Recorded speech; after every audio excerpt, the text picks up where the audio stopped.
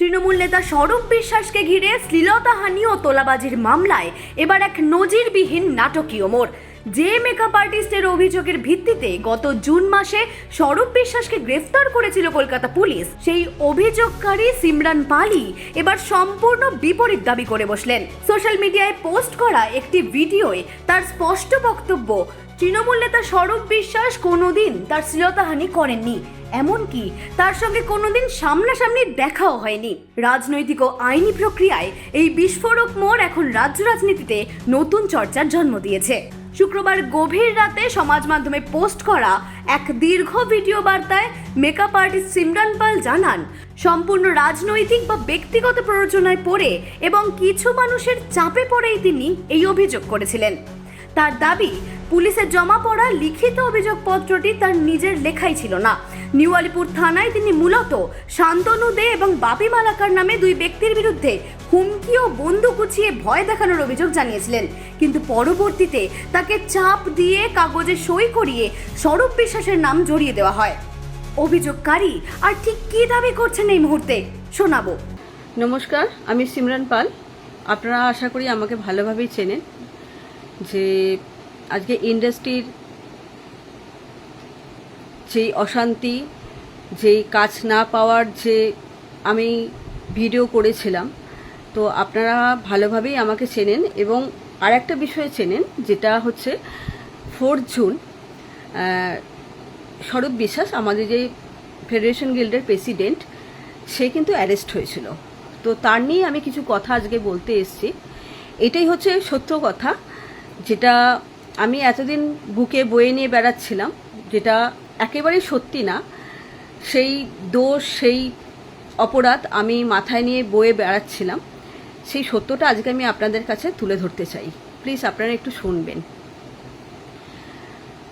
প্রথমত কথা হচ্ছে যে আজকে 4 জুন 2026 স্বরূপ বিশ্বাস আমার কমপ্লেনে অ্যারেস্ট হলো। কিন্তু বিশ্বাস করুন, আজকে আমার যার সঙ্গে বাদ বিবাদ ছিল, বাপি মালাকার, আমাদের গিল্ড সেক্রেটারি, এবং শান্তনু দে, এই দুজনকে নিয়ে আমার ঝগড়া, অশান্তি, বাদ বিবাদ এদের দুজনের সঙ্গে ছিল। কিন্তু হঠাৎ করে স্বরূপ বিশ্বাস এখানে কেন চলে এলো আমি বুঝতে পারলাম না। এবং কিছু মানুষের মিথ্যে প্ররোচনায় এবং মিথ্যে একটা এলিগেশনে লাগাতে বলেছিল আমাকে, যেখানে আমি ওদের কথায় নেচে এবং ওদের কথা শুনে আমি এসব কথাগুলো বলেছিলাম আমার কমপ্লেনে।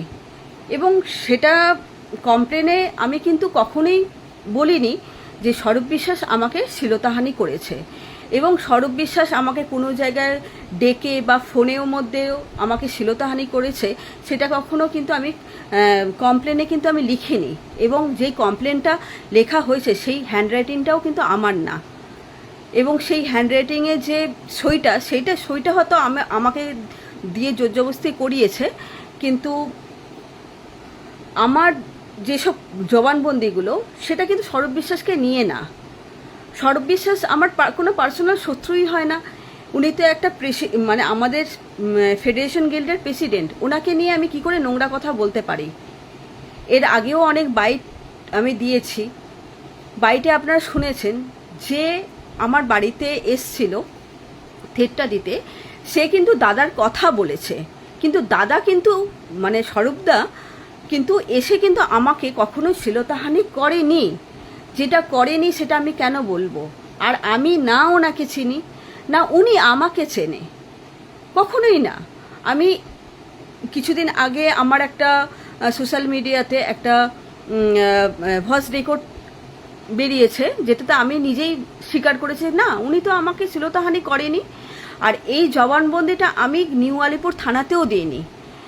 তাই কাজেই উনি মানে আমি তো আমার জবানবন্দিটা দিইনি, তারপরেও কেন উনি অ্যারেস্ট হলো সেটা কিন্তু আমি বলতে পারবো না কি কারণে অ্যারেস্ট হলো। যারা আমাকে মলেস্ট করেছিল, মানে আমাকে তাদের প্ররোচনা দিয়ে বা তাদের বুদ্ধি আমি শুনেছিলাম, এবং যারা বলেছিল ভয় আউট ভরসা ইন, হ্যাঁ, তাদের কথা শুনে আমি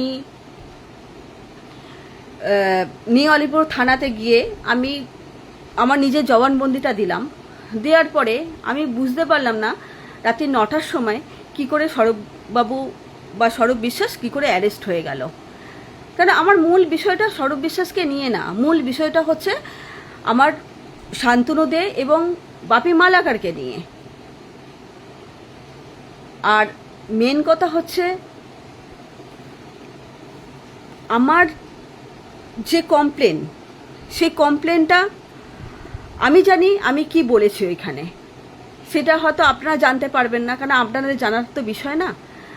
তো আমি ওইখানে বলেছিলাম যে আমাকে বাড়িতে থ্রেট দিতে এসছিল, গুলি করতে এসছিল, ব্যাস এটুকুনি বলেছি। আমি আজকে 15টা বছরের উপরে এই ইন্ডাস্ট্রিতে রয়েছি।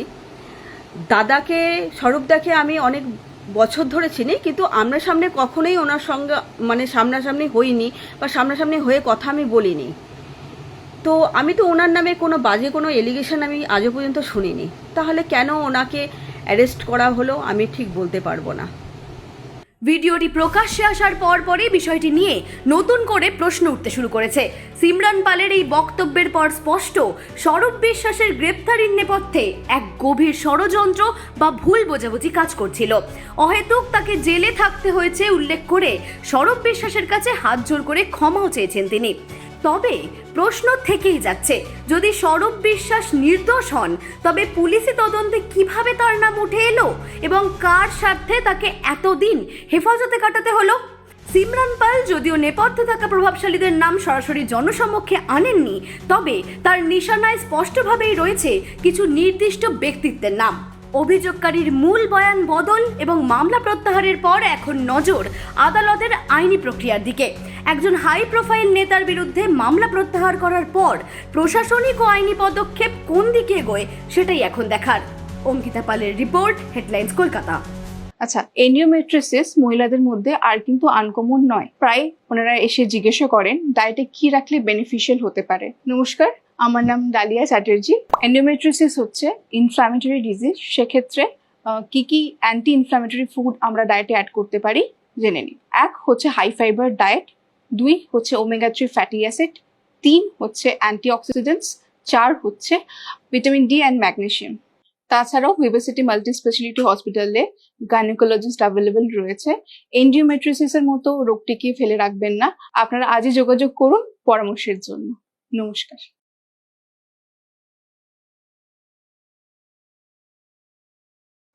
আনন্দ আর ভালোবাসার দীপ্তিতে গড়া সমুজ্জ্বল পরমা, ঠিক তোমারই মতো।